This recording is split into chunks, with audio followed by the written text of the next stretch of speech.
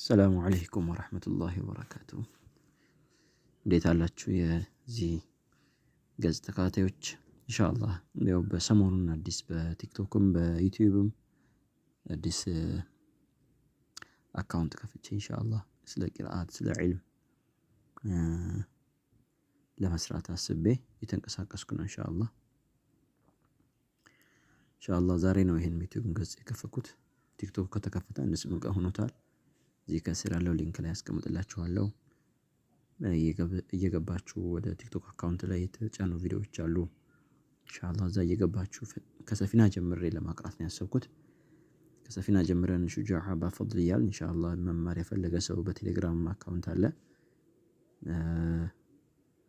ለዕልም ቦታ እንድንሰጥ ዒልም አስፈላጊ ነው። በተለይ በዚህ ዘመን ያለ ዒልም የሚናገሩ ሰዎች በዙበት ዘመን ለሰው መትረፍ ባይቻል ለራስ እንኳን ለመድረስ ዒልም ያስፈልጋል።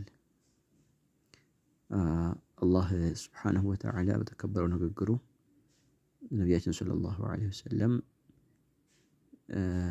ወቁል ረቢ ዚድኒ ዒልማ ይላቸዋል።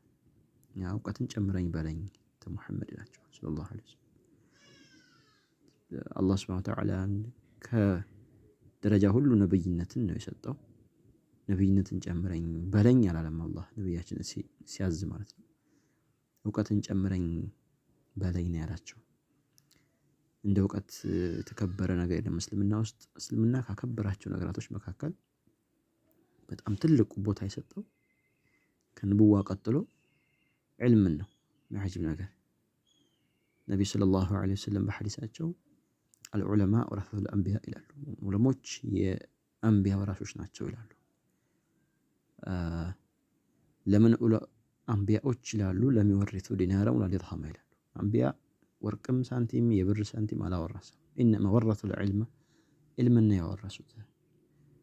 ስለዚህ ለዕልም ቦታ እህቲማም እንደ እስልምና የሰጠ ዲን የለም። አላህ ሱብሓነሁ ወተዓላ የመጀመሪያውን አንቀጽ ነቢያችን ሰለላሁ ዐለይሂ ወሰለም ሲያወርድ ሶላት ስገድ ብሎ አይደለም የሚያወርደው። ዘካ አውጣ ብሎ አይደለም የሚያወርደው። መጀመሪያ ያላቸው ኢቅራ ነው ያለው። እዛ ጋሩ ሒራ ውስጥ ሲያዛቸው ጅብሪል ዓለይሂ ሰላም መጥቶ የመጀመሪያውን ትዕዛዝ ሲያወርድ ኢቅራ ቢስሚ ረቢከ አለዚ ኸለቅ ኸለቀል ኢንሳነ ሚን ዐለቅ ኢቅራ ወረቡከል አክረም አለዚ ዐለመ ቢልቀለም።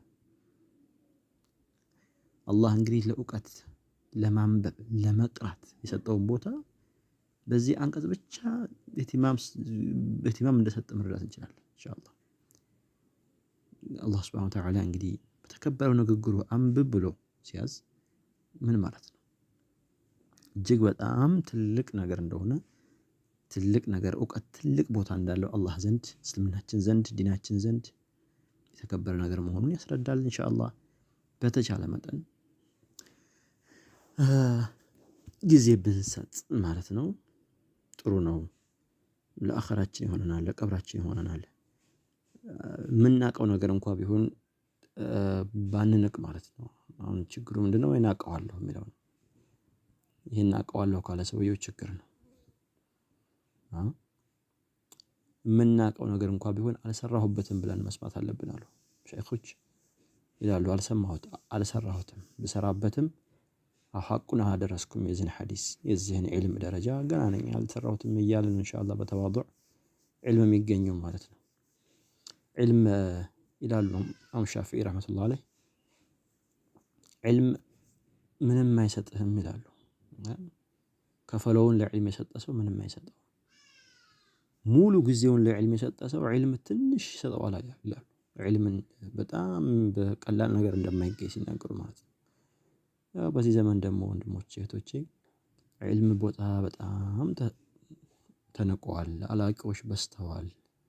ጃሂል ኢፍታ እያደረገ ነው። ኢፍታእን ነይተን እንድንቀር አይደለም አሁን እኔ ሙራዴ ምንድነው?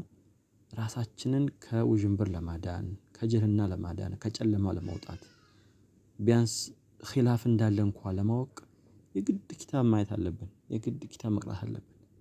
አላህ ደግሞ ተብይን አድርጎ ነው ያወረደልን፣ ግልጽ አድርጎ ነው ያወረደልን። ቁርአን ሐዲስ ግልጽ ነው። ስለዚህ ዒልማችንን ከፊቅህ ከትንሹ ከሙኽተሰር ብንጀምር ዛሬ አንድ ፈስል ብንቀራ ነገ አንድ ፈስል ብንቀራ 30 ቀን በተከታታይ አንዳንድ ፈስል አንዳንድ ደቂቃ 2 ደቂቃ ናቸው ቪዲዮዎች ኢንሻአላህ የምለቃቸው። 30 ፈስል ብንቀራ በወር 30 ፈስሉ ላይ የተወሰነ ዒልም ቢኖረን እክትላፍ እንዳለ ብናቅ በጣም እንጠቀማለን ኢንሻአላህ። አላህ ያግዘን። እንግዲህ እኔንም አላህ ያግዘኝ፣ አላህ ያጥናኝ አስቤያለሁ። እንግዲህ ኢስቲቃማ እንዲሰጠኝ ዱዓ አድርጉልኝ። እንግዲህ ፎሎወር ተገኘም አልተገኘም የሚያዳምጥ ሰው ተገኘም አልተገኘም እንግዲህ ኢንሻአላህ ዝም ብዬ ለመልቀቅ አስቤያለሁ። ከብዙ ጊዜ በኋላ አስቤ የመጣሁበት ነገር ስለሆነ ወደ ኋላ ላለማለት አስቤያለሁ። ኢንሻአላህ ቢኢዝኒላህ አላህ ደግሞ አሁን አላህ ይስጠኝ። ሰላም አለይኩም ወረሕመቱላሂ ወበረካቱ።